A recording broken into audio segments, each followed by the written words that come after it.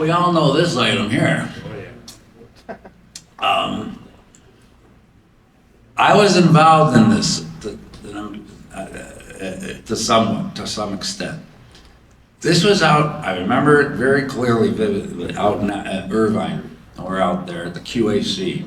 Now those QACs that I forgot that we talked about, there was one in Santa Ana, California, one in Troy, Michigan, and one in Wilmington, Delaware, and Bridgewater. Yeah, Wilmington, Delaware, then got moved over to Bridgewater. Those were not part of the business plan, okay? The cars are supposed to come over, go to the dealer, do a PDI, pre-delivery inspection, like all other cars. When the cars first came over, and we went up and looked at the shipment and saw the condition, primarily the fascias, okay, we said, this is unacceptable. The American market can't not see this. That's when, man, the wheels start churning quick. We have to find a place that's large enough that we can put and store all the cars. We got to hire a crap load of people. We got to make this happen. That's when the QAC, the first one that opened, was in Santa Ana. That's when it started. And one of the things that was there, we were going through the car doors were jamming all the time. They, left, the rear would go, striker hit, not the front, or wedge. This is totally unacceptable. That's the uniquest first feature of this car people see, and it don't work. We got to come up with something. That was panic. So I brought this attention to C.R. Brown.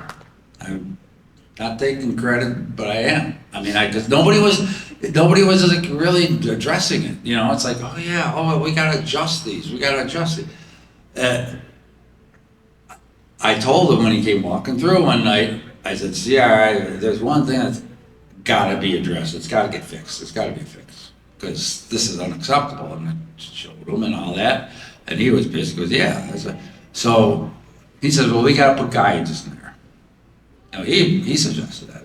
Yeah, something's got to be done. The next morning, he had a guy with a clay modeler out, making these guides out of clay.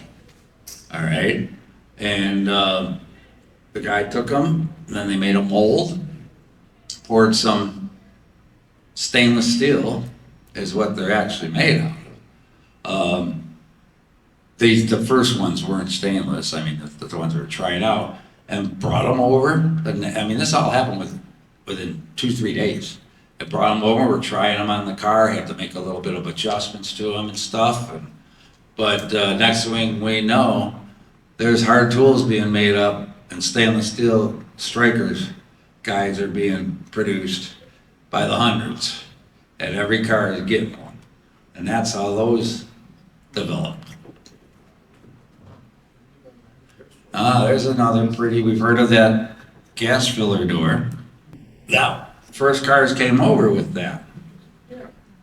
That disappeared because I remember the day again. C.R. Brown walking up. You were there or not? I don't. But I hate this fucking, it bothered him to no end aesthetically. And we used the argument of, but do you want to open up your trunk and fill up your gas next to your luggage? I mean, this is really a nice feature. You got one, okay. Yeah, they are. It was, we liked it. I like it. But anyhow, what he said goes, and next thing we know, the hoods are coming in, it's gone. Things happened in lightning time. That was what was amazing. Let's see, when something like that would come up, you think, okay, at General Motors, that would be a model year change a year down the road, right? Now, everything here just happened, like within days. There was no object. Money was not an object. There's nobody asking about costs. That's one thing. We did spend money tremendously to get these cars all. And then there's our other lovely edition, the tool kit that we, every car came in with that. And again, there was another, I remember CR saying, that's out of here. And it was, I mean, Harbor Freight has better quality. Okay. This stuff was pretty tacky, and I don't know why or how that happened, but so we pulled everyone out, all 3 QICs, every car got pulled out. You had stacks of milk crates full of them in the parts area. So nothing is better than something as far as CR thoughts. This was, what's this one? Oh, this is just a sample of our control record sheet that we used at the QAC. Like an example, we have power windows, door guides, internal doors, antenna, body shop, mechanical. But yeah, actually people we had a lead in each of these areas and they had to sign that off, dated, it's got the VIN recorded on it. There was another example, that's the mechanical section of the interior. All the different things were inspected and gone through and okayed or repaired.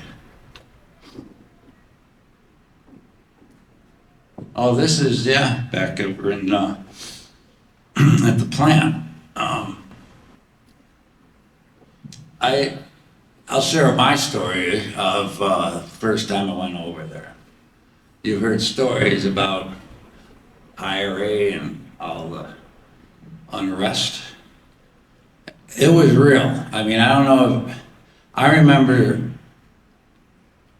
the nightly news in the US every night had something about the IRA blowing something up over in Ireland. It was national news daily.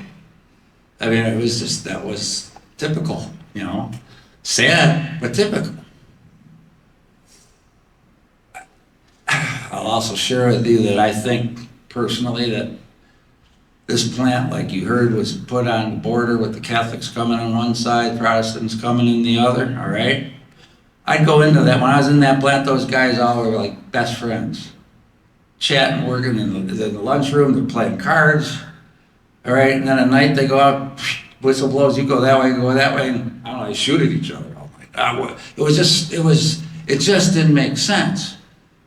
But I think this was and it's just Jeff's interpretation, but he had an impact on the peace being brought into that region by doing this.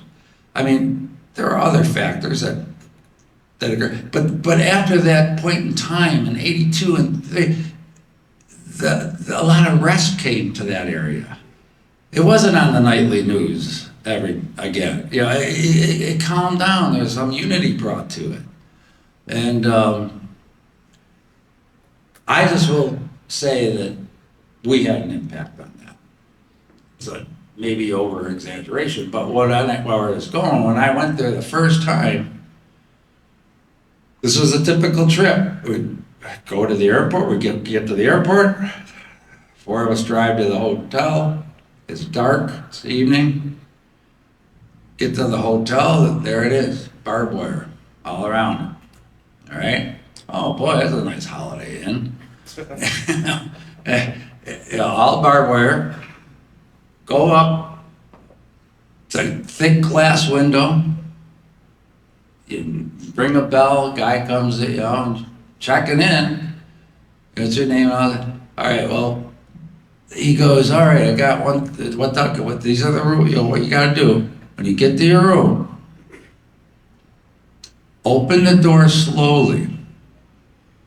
If the lights are on in the room, go down on your knees, crawl across the floor. Oh, if the lights are in the room and the curtains are open in the window, crawl on your knees, go over, close the curtains. Then you can stand up. What? You know, it's a different way to, and he just says, just do that, it's safety. Okay. So, of course, I do this. I get to the room, lights weren't on, curtains were open. So I figured I still crawl across, close the curtains, and I turn the lights on. I go, what? I'm a curious American, you know, what's this all about? So I sneak off to the side, I turn the lights off, I sneak off to the side, I pull the curtain back in the corner, and I just see all these little red dots. It's a hillside behind the hotel. Then I realize those are all scopes, infrared, pointing at the hotel. Snipers. And that's what breakfast, what I learned the next morning. Hey, this is what I saw, guys. Started asking people, well, yeah, that's why they tell you to do that. Because if you come into that room, windows open, lights are on, they don't know who you are, and you could be the other. Boom, there's scopes. Oh, wow, that's how intense it was over there, all right? And you heard about the safety zones and where they blow up. Yeah, Neil McNutt, he was there with me the first time. He brought his wife out this Waterford Crystal, you know, brought back. Okay, we're coming out of the town, and there's a guard, of course, and it's a safety zone, and there's a guard there, and you gotta check, go through check. You gotta put your packages in, you got down. He goes, what's that? And he goes, Waterford Crystal for my wife. It's going taking it back to America. Got the receipt, and Neil goes, oh crap. He forgot, he left the receipt at the store. He goes, I must have left it on the counter. And the guy, before Neil could turn around, this big lead box, like a dumpster, takes the box of crystal, puts it into the box, kaboom, explodes it. There was Neil's wife's hundreds of dollars of Waterford Crystal blown up. They don't know. They don't try. You know, that's how it was over there. That could be a bomb. You don't know. We don't know. So they self-detonate it. They just detonate it. It was a very interesting experience. Let's put it that way. But as you can see, it has turned around. There is just a picture of the plant. I won't. You've seen those. All right. There's Parks Pog. You look the same. Oh my goodness. You look like a little kid, right? Like a little kid. Yeah. That we all did. We haven't changed either. Yeah, I was cutting one of those three. 3M pads for the guys who clean the cars off. I was a short-term employee for DeLorean. I worked there for about a year. I got hired on June 23rd in California, and about 11 o'clock in the morning. Oh, yeah. So make this look, thank you so much. Yeah, Our reputation precedes us. just what we need. Why not? Thank you. So I got hired about 11 o'clock in the morning, and then at noon I went to lunch, and I came back, and evidently they fired the parts manager while I was gone. So I've been working there for an hour, and they told me that I'm the new parts manager. Great. So they gave me this list of stuff to pull. You know, they had body panels and stuff in the parts department that they'll need at a QAC. So I spent a good part of the rest of the day and the day after that pulling all these parts off the shelf and putting them on that big area outside and lining them up. Meanwhile, Buck Eisenman had gone back to Michigan. He hitchhiked back, and we both got hired at the same time, so they flew him back. And Leif Montine called us in his office in Irvine. He was the national parts manager, and we sat down in front of him. He says, I got good news for you, and I got bad news for you. What's that? He says, one of you guys, we need you here in California, and the other one is going to go out to Wilmington, Delaware. So it's up to you two to decide who stays here and who goes. I guess the good news was somebody was going to stay in California. Well, we walked out, and Buck says, you got hired first. What do you want to do? I said, I'll go to Wilmington. And he says, no shit. I said, yep. And because I had never been to California before, I really never traveled a lot before. So I said, yeah, you know, I'm here. I'll go out to the East Coast and check that out. Well, it turned out to be a good idea. You know, you just get as far away from corporate as you possibly can. And that worked out for me then and for the rest of my life. And just get away from corporate as far as you can. So we had a blast when we were out on the road. It was a great time. You want to switch it, Jeff? See us next? Oh, Yeah, that's Bezel Bob over there. You remember that, Jerry or Barry? Any Bezel Bob? He was he wore we're these. talking about the green dot that you see. Yeah, because he wore this green farmer's outfit with straps, and it was like a farmer's outfit he wore every day. And Bob talked and talked and talked and talked. He was a great mechanic. You could probably change a spark plug, He but was from Indiana. yeah, he was from Indiana. He's a little farm boy, Yeah. and he talked and talked and talked and talked and talked. And I think Dave Ellis said once, if he ever stopped talking for 5 minutes, he'd blow up. So they put him out in the parking lot and put bezels on all day. So you'd see this green dot out there. These cars, they would appear and disappear all day long It was with hilarious. bezels on. It was hilarious. Yeah. I mean, there was a sea of cars out there, you know, it is at the Santa Ana, California QAC. And there was just, I mean, hundreds of cars. So every morning, hey Bob, get a box. He had boxes of bezels, and he had a rivet, a drill with a rivet gun. And you'd just see him any time of day. You could just look out in that sea of cars, and you'd see all of a sudden his head pop up with his green jeans on, move over, and come down. Head pop up, and that's what we nicknamed him, Bezel Bob. And that was his whole entire, your bezel in your car, if it came out of California, Bob put that bezel on. He was a good guy. He came up with the word POG, by the way. Yeah, that's the same He was out in Michigan with us too. Yeah, he was a good. Oh, this is your, Yeah, look familiar. So I went out to Wilmington. It was a pretty easy job, you know, in the sense that it was one car. You know, I worked at a parts store before in a dealership where if you work in a parts store, you have to have parts for every car that's out there. And in the dealership for all the models, well, DeLorean was just one car, one model. So it was pretty simple as far as maintaining the inventory. For the car. So it was like 250 line items, something like that, 250, 300 part numbers that we had to maintain. So keeping the inventory straight, ordering the stuff. We didn't have computers back then, so if you gave a part to one of the technicians, you just wrote the part number down and reordered it. It was pretty simple. The hard part was the hours. We put a lot of hours in. And I went out here and had our parts department was in a trailer in the green right there, and then the DMC office was next to it, Bill Morgan's office, and then the shop and holding areas. So it was pretty cool. You know, it's just putting the shelves up and maintaining the inventories and working long hours. Now, when we would order parts, as Jeff had mentioned with Mr. Brown, we overnight everything. Everything came in overnight. overnight. So yeah, it was just.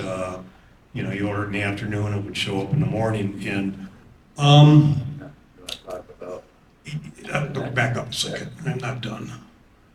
Yep, stepping on me, Jeff. Some things never change. Yeah, so the parts department, I'll tell you about the union a little bit. Maybe 40 years later, this will get me out of trouble with Barry. They would deliver parts about 20 feet. This little building is 25 feet from the parts department. And they'd drop them off in the morning, and I'd walk over and pick them up and bring them back and see what VIN number they went on. And then I would assign them to the cars, and we'd run them out to the shop, and they could put them on the cars. So this went on for a couple of days. And this shop, or the union steward came up, and he says, "You going out and picking those parts up?" And yeah, I'm 26 years old, and I came out of a parts store, for crying out loud. I've never worked with unions before. And he says, "You can't do that." And I said, "Can't do what?" He said, "You can't go out and pick those parts up." I said, "Yeah, I can. It's not that hard. 26 years old. It's easy." He goes, No. You have to get a union guy to pick them up." What? Yeah, you got to have a union guy. So you got to be kidding me. No. I said, "All right." Says, "You get a hold of me, I'll find somebody to pick them up and bring them over to the parts department." got it. So I did that, the next day the stuff come in, and then I had to go find this guy and tell him my parts are in, and he had to go find somebody else, and they would come over and pick those parts up and bring them to the parts department. Well, it took like an hour, 2 hours. And I was getting yelled at. I think you yelled at me once, Barry. Because you remember we were only shipping a couple cars a day. That's right. I mean, it was slow, and they had the same problem because if they had to have a car come in the shop, they had to get a union guy to drive it in, union guy to get out. I mean, I don't have problems with a union, so to speak. You go back to the old days of Henry Ford when they're beating the shit out of the guys in the factory. So I guess they needed them, but it just slowed the process down. So I put up with that for a couple days, getting yelled at for a couple days, and I said, to hell with this, and I just went out and got it myself again, and got in trouble, got called in the office, and got us talking to, and that's about the time C.R. Brown came out, and he came up and says, to me, he says, what the hell's going on? So I told him, he says, keep doing what you're doing. And you remember when we had to go in, and we had to go in the office, and C.R. was in there, and we had that big meeting, and we had these concessions that we had to make, and they kind of understood it. We're not shipping cars fast enough and getting them out of there quick enough. And so they kind of made some concessions, and we kind of worked it all out. And CR took off, and everything went right back to the way it was before. So it just went back to a snail's pace. Would you back that up again? Yeah, that little road right there, Ferry Road, see your A is right there going down there? That's where we got in. And I was standing in the parts department, and I saw this black car come down the road. It was a Mercedes or BMW or something, but came in, it was John DeLorean. He went into Bill Morgan's office, and he was in there for about 10 minutes and left, and I got a call and says, we're moving. And I got there, I got there July 6th of 1981, and this is right around the end of July, first week in August, and we moved. So we weren't there very long. And then we went to Bridgewater, New Jersey. But if you remember correctly, we loaded up a van, and there was a road that was between the parts department and the office there. We pulled the U-Haul truck out, and there was all those union guys were up there because they were all losing their jobs because we pulled out. And I thought we were going to die. Whoa, scared to death. And we pulled out and got out without a problem, and off to Bridgewater we went, and I was there for, I don't know, a week or so, and then I got transferred out to Detroit. But that was like an overnight thing, right? I mean, you felt, if I recall, it was like a nighttime thing. You guys just all of a sudden packed up your stuff, and boom, you're gone, and moved it all over. Yeah, it was hot out. In one day. It was hot out, yeah. I mean, everything was done now. Just do it, Yep, those guys. Yeah, those guys were, yeah. Yeah. Oh, which way am I going here? Yeah, that's the Bridgeport. That's where they went next. Yeah, the UAW is interesting. I'll share my UAW experience being an automotive guy. When I was working at GM, I'd go out on the line and as an engineer every now and then you got to check on something. You go up to that line and you get your wrist slapped. I mean, right away the people on the line are, get out of here, what are you doing? What do you want? It's all negative. You get written up with grievances. Just for going to do your job to inspect something or to see how something's done. When I was over in Ireland, I do the same thing. I'm looking to check things, and every worker around comes up to you and says, hey, am I doing this the proper way? Is this the way? Or I was thinking I could do it this way. Would it be better? Those were the conversations. It was like so refreshing. You're welcome. They wanted to be doing it right, not with the UAW here. It's get out of our face. It was very refreshing. It was just something as a young person in the automotive never experienced, thought I would ever experience.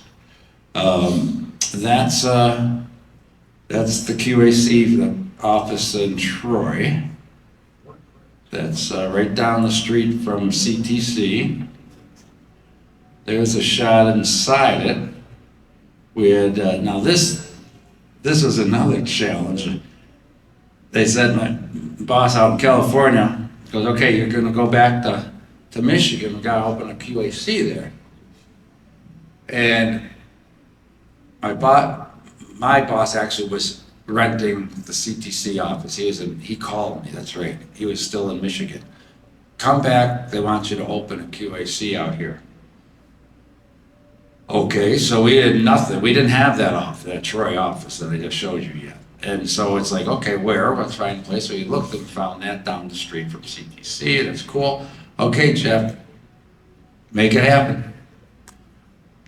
Okay, I'm a young man and I gotta now develop a whole operation. So I got a piece of paper out, again with my drafting equipment, drew the building, layout, air compressor, we gotta get one put in here, we gotta have a parts department there, we gotta get, I don't know how many lifts, 6 lifts, we're gonna put those here, do a flow diagram, they're gonna come in this way, first they go into these slots for the, matter of fact, it might even be in here, I don't know. No, but you know, I still have that piece of paper, in fact, I gave it to the museum, I believe. My yellow piece of paper, the original layout of the QAC. Have to have them at the same time hiring people to operate it, the technicians. Fortunately, I'm in Detroit. Not hard to find technicians. But you know, we had maybe 25, 30 guys we had to get. That whole thing went from opening the door of a bare building to functioning with the first delivery of cars, probably in a matter of 10 days total. That's getting everything, lights in the ceiling, to hiring the people, to getting parts shipped from California to fill the parts department. I mean, now everything, like when we say we were POGs, we didn't sleep. We didn't. I mean, I would be there all night working on it several nights. That you just did what you had to do. There's another shot. There's the fine office of Chris. There's your executive chair. Yeah, so if I can,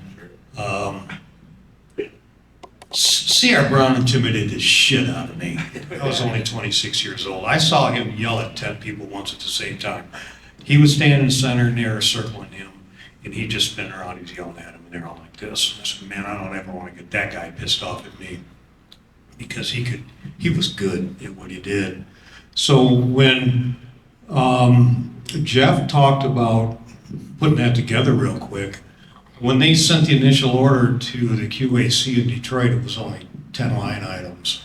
So that wasn't a lot, and so we needed to put an order in. So we sat down, Jeff and I sat down one night with some beer and pizza, and we went through the service manual and the parts manual, and we wrote an order. And we were there for 21 hours that day. And telefax or whatever the hell it was back then, telefax the order in, and went home, got a couple hours sleep, came back the next day, and called California and said, how's the order going? And they says, we're working on it. And I said, when can you get it out here? And he said, probably a couple days or two. And I said, okay, I'll let CR know that.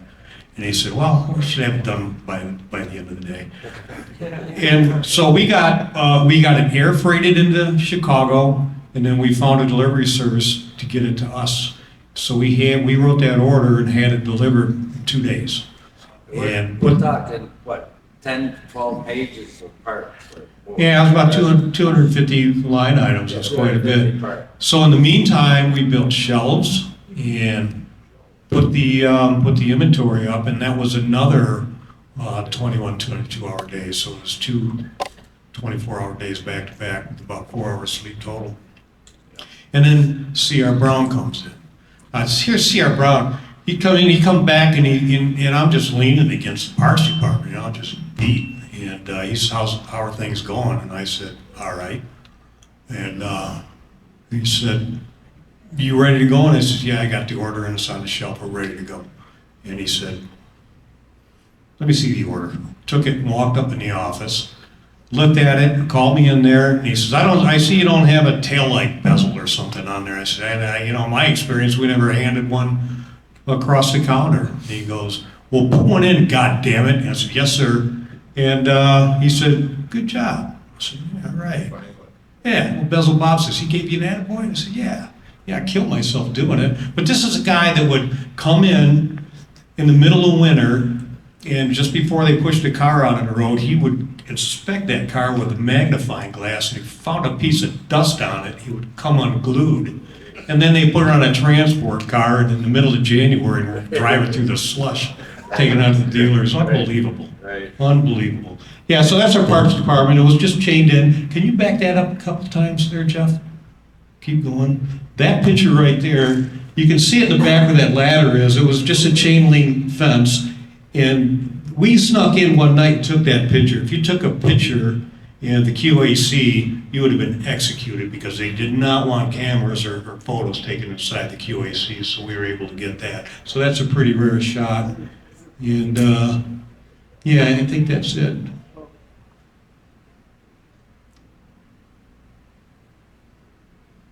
So this is the parts car. Do you remember what VIN number this is, Tony? It's right there, 17. Oh, yeah. Okay, I didn't spin around that back. So. Josh's car, where's Josh? Whose is that? That's Josh's car. Who? Josh's car. Josh. Yeah. Josh was here. So it's a parts car. We couldn't get some parts from Ireland, and there's some stuff we needed to get some other cars put on to get on the transport, get out to dealerships. So Bill Bivens decided that we should take the car out of the parking lot and make it a parts car and strip it. And so we can get some other car, we can get other cars out on the road. So that's what that is. It's in a corner by the office there. And if you take a look on the back window there, it says Jim Charles and Chris Duval. And I think it was, I think that's September 15th of 1981. So I was responsible for getting the parts gathered up for that car, and Jim Charles was responsible for putting it together so they can get that car out. And we only had like 2 weeks to do it. So that's what that shot's all about. Now, this picture is before it was pilfered, okay? We obviously didn't want to take a picture of a pilfered car, so we didn't. It's just a picture of the parts car. It was like there weren't fenders on it. It was like stripped, pretty ugly. Before then, we said, okay, he's got to start ordering all the parts to get this thing back together. But the interesting story is it's Josh. Is Josh in here? Yeah. He's here though. He's here, but that's it. He just realized a few years back that his car is the parts car. I kept my parts log from Detroit, so I have every part number that we put on any VIN number, so I had that. So we were able to identify this car pretty easily based on that parts log. So yeah, and Josh Josh has got a great story on this car, and maybe you can share that. It's pretty interesting. But this car is in immaculate shape today. Yeah. It's a concourse shape, and so we identified it as a parts car. He took that information to Haggerty Insurance and let them know that the car was kind of special, and they upped the insurance value of the car by like 15 grand because of the story behind that car. Pretty cool. Never told. And he tried to sell it to me. Josh used to say the string story, the string in the door, the strings, the door string story. Door screen? No, there was a string tied off in the door. So whenever they identified the car, I forget the gentleman who it was that said he actually reassembled that car and sat down and did everything. He tied a string off to the strut of the door, and he kept the string there the entire time Josh owned it. And when he first saw it again, he's like, "That's my car. That's the car I reassembled." Oh, I didn't know that story. I just texted him. I wanted to come down and tell that story. It's an amazing story. The string is still on the car. It's still there. Really? Yeah. Yeah, that's another spin on this car. This car's just got a life that keeps going. There's your crib there, Chris. Yeah, that's us putting it together. That's Norm Ellsworth. For those of you who were here 2 years ago, he was here with us, putting everything together.